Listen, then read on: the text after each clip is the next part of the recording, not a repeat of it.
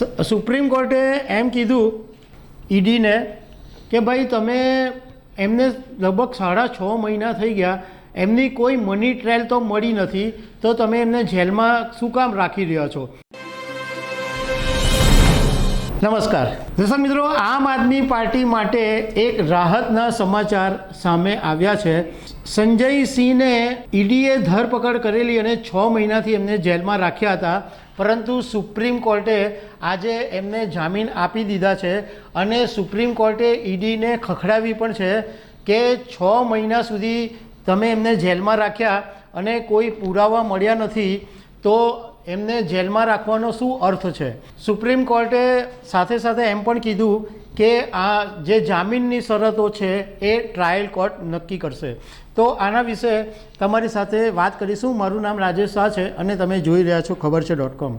દર્શક મિત્રો, આમ આદમી પાર્ટીના નેતા અને રાજ્યસભા સાંસદ સંજય સિંહની 6 ઓક્ટોબર 2023ના દિવસે ધરપકડ કરવામાં આવી હતી.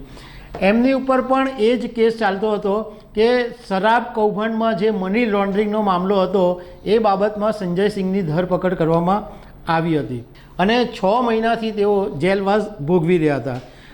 હવે સુપ્રીમ કોર્ટની અંદર સંજય સિંહે જામીન અરજી કરી હતી, તો સુપ્રીમ કોર્ટના જે જસ્ટિસ છે સંજીવ ખન્ના, દીપાંકર દત્તા અને પીવી બરાલેની, આ 3ની બેન્ચે આજે ચુકાદો આપ્યો કે અમે સંજય સિંહને જામીન આપીએ છીએ.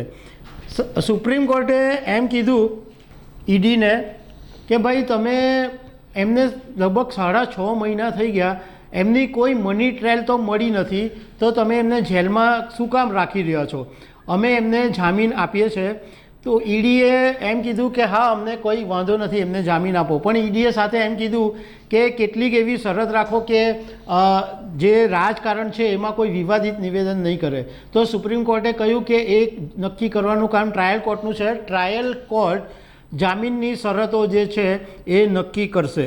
હવે આના ઉપરથી એક વાત એ છે કે હવે ઈડી સંજય સિંહની ધરપકડ નહીં કરી શકે અને એટલું છે કે જ્યાં સુધી ટ્રાયલ પૂરી થશે અને ટ્રાયલ વખતે જે તારીખો જાહેર થશે એ તારીખો પર સંજય સિંહે કોર્ટમાં હાજર રહેવું પડશે.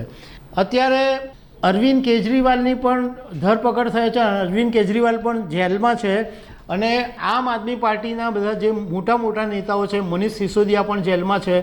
તો આવા સંજોગોની અંદર સંજય સિંહ જેલમાંથી બહાર આવશે તો એ આમ આદમી પાર્ટી માટે એક રાહતની વાત હશે. દર્શક મિત્રો, આ સંજય સિંહને આજે જે જામીન મળ્યા એના પરથી રાજકારણના જાણકારોનું કહેવું એમ છે કે હવે મનીષ સિસોદિયા અને અરવિંદ કેજરીવાલ માટે પણ આશાનું કિરણ સામે આવ્યું છે કે એમને પણ જામીન મળી શકે છે. લોકસભાની ચૂંટણી હવે નજીકમાં છે, ત્યારે આમ આદમી પાર્ટીના નેતાઓ જેલમાં હોવાને કારણે આમ આદમી પાર્ટીને મુશ્કેલી છે, પરંતુ જો નેતાઓ બહાર આવે તો એમને મોટો લાભ મળી શકે છે.